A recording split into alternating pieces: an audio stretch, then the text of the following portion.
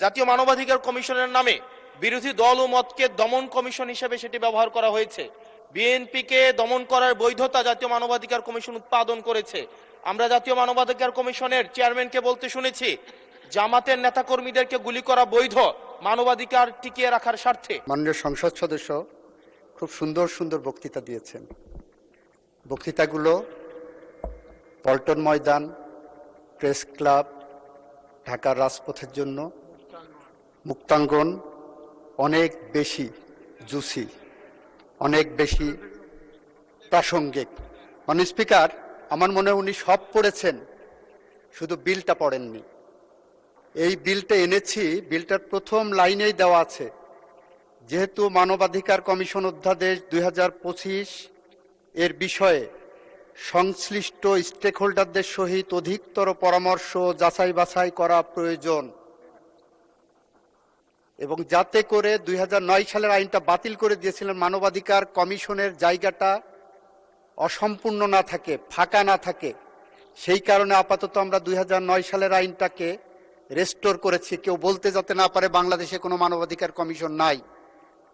সুতরাং সব পড়লাম, প্রথম লাইনটাই পড়লাম না যে 2025 সালের আইনটা আমরা অধিকতর যাচাই বাছাই করার জন্যই এনেছি। জাতীয় মানবাধিকার কমিশনের নামে বিরোধী দল ও মতকে দমন কমিশন হিসেবে সেটি ব্যবহার করা হয়েছে।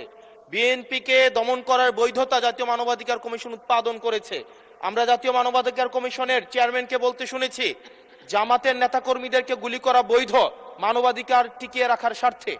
আমরা জাতীয় মানবাধিকার কমিশন 2009-এ যদি চলে যাই, আমরা মাননীয় স্পিকার 2009-এ যদি চলে যায়, আজকে যদি 2025-এর অধ্যাদেশটিকে ল্যাপস করে দেওয়া হয়, এটি এই সংসদের জন্য আমাদের যে একটা, আমরা ফরওয়ার্ডিং একটা মুভে ছিলাম, আজকে এই 2025-এর অধ্যাদেশটি ল্যাপস করার মধ্য দিয়ে জাতি আবার ব্যাকওয়ার্ডের দিকে যাবে এবং জাতি পিছিয়ে পড়ার একটা টেক্সট বুক এক্সাম্পল হিসেবে এই সংসদে এটি থাকবে।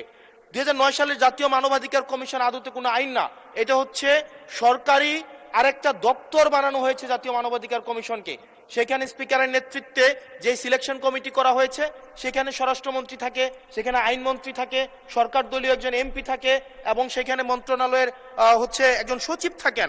অর্থাৎ একটা 6 সদস্য বিশিষ্ট একটা সিলেকশন বোর্ডের সেখানে 5 জনই হচ্ছে সরকার দলের।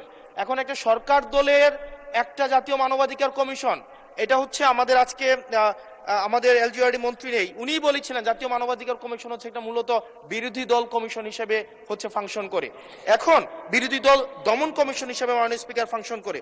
মাননীয় স্পিকার, জাতীয় মানবাধিকার কমিশন যখন এটা বিরোধী দল মত দমন কমিশন হিসেবে ফাংশন করে, আদত এই কমিশনটা কিন্তু আমরা যদি দেখি, মানবাধিকার যেখানে যেখানে ক্ষুণ্ণ হয়েছে এগুলা কিন্তু সরকারি সংশ্লিষ্ট সংস্থা করেছে।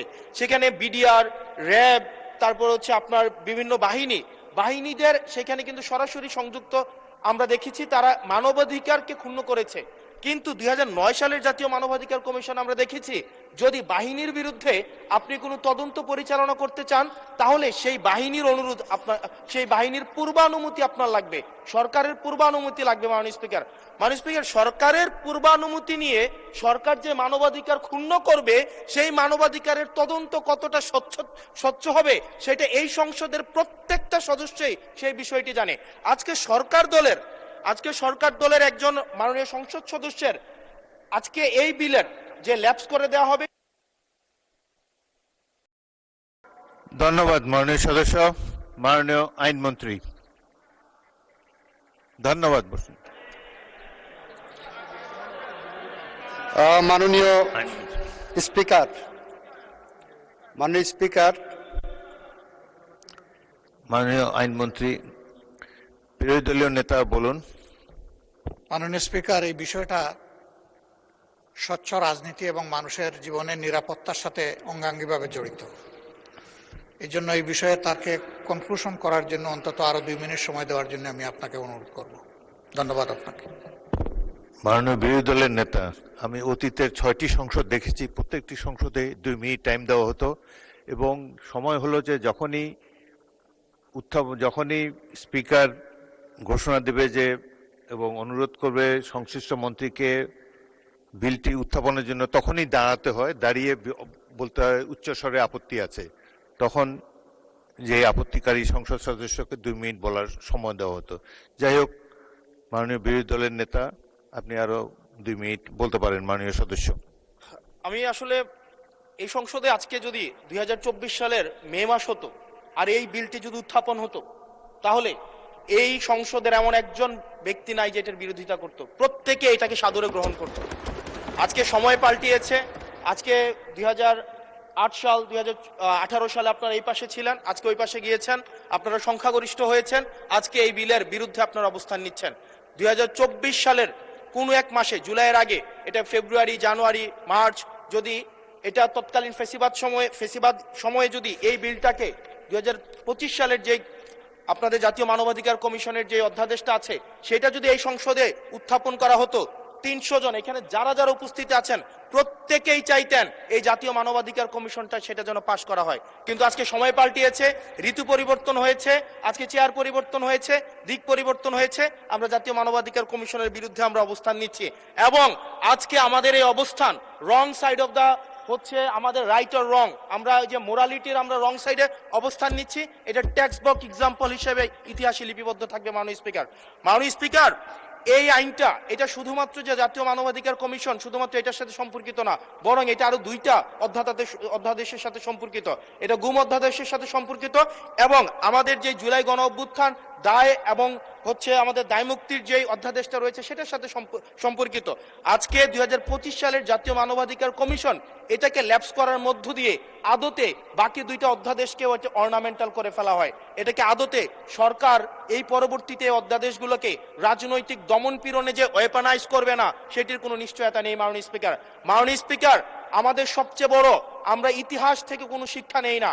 আমি এই সংসদে দাঁড়িয়ে এটা হিস্টোরিক্যাল ডকুমেন্ট হিসেবে থাকবে, এটা এই বছর পাস না হোক, আগামী বছর পাস না হোক, সংখ্যাগরিষ্ঠতার দোহাই দিয়ে হয়তো এটাকে ল্যাপস করা যাবে, কিন্তু এই সংসদে জাতীয় মানবাধিকার কমিশন অবশ্যই পাস হবেই হবে। মাননীয় স্পিকার, ধন্যবাদ মাননীয় সদস্য। মাননীয় আইনমন্ত্রী, এখন আইনমন্ত্রীর turn. Won't you speak, honourable minister? Yes, I want to. Let the I minister want to speak. reply. মাননীয় স্পিকার, আমার মাননীয় সংসদ সদস্য খুব সুন্দর সুন্দর বক্তৃতা দিয়েছেন। বক্তৃতাগুলো পল্টন ময়দান, প্রেস ক্লাব, ঢাকার রাজপথের জন্য, মুক্তাঙ্গন অনেক বেশি জুসি, অনেক বেশি প্রাসঙ্গিক। মাননীয় স্পিকার, আমার মনে হয় উনি সব পড়েছেন, শুধু বিলটা পড়েননি। এই বিলটা এনেছি, বিলটার প্রথম লাইনেই দেওয়া আছে, যেহেতু মানবাধিকার কমিশন অধ্যাদেশ 2025 এর বিষয়ে সংশ্লিষ্ট স্টেক হোল্ডারদের সহিত অধিকতর পরামর্শ যাচাই বাছাই করা প্রয়োজন এবং যাতে করে 2009 সালের আইনটা বাতিল করে দিয়েছিলেন মানবাধিকার কমিশনের জায়গাটা অসম্পূর্ণ না থাকে, ফাঁকা না থাকে, সেই কারণে আপাতত আমরা 2009 সালের আইনটাকে রেস্টোর করেছি, কেউ বলতে যাতে না পারে বাংলাদেশে কোনো মানবাধিকার কমিশন নাই। সুতরাং সব পড়লাম, প্রথম লাইনটাই পড়লাম না যে 2025 সালের আইনটা আমরা অধিকতর যাচাই বাছাই করার জন্যই এনেছি। কেন অধিকতর যাচাই বাছাই করার প্রয়োজন মাননীয় স্পিকার? 2025 সালের যে অধ্যাদেশটা আমাদের সামনে এনে দেওয়া হয়েছে, এই অধ্যাদেশের 2টা ইমপ্লিকেশন আছে। একটি ইমপ্লিকেশন হলো, আমরা যখন কোনো আইন করি, কোনো অ্যাকশন নেই, কোনো অ্যাক্ট করি, সেটা যদি এমন হয় যে এটা করেছি উইথ অ্যান আলটেরিয়র মোটিভ, এটা যদি এমন হয় যে এটা করেছি উইথ এ ম্যালাফাইডি মোটিভ, যদি এমন হয় যে বিএনপি ক্ষমতায় আসবে তাকে কোনোভাবেই কাজ করতে দেওয়া হবে না, সেরকম উদ্দেশ্য যদি থাকে, সে ধরনের উদ্দেশ্যপূর্ণ আইনের ভাষায় বলছি, জুডিশিয়াল রিভিউয়ের ভাষায় বলছি, কনস্টিটিউশনাল লয়ের একজন ছাত্র হিসেবে বলছি, that law is a void of initial law.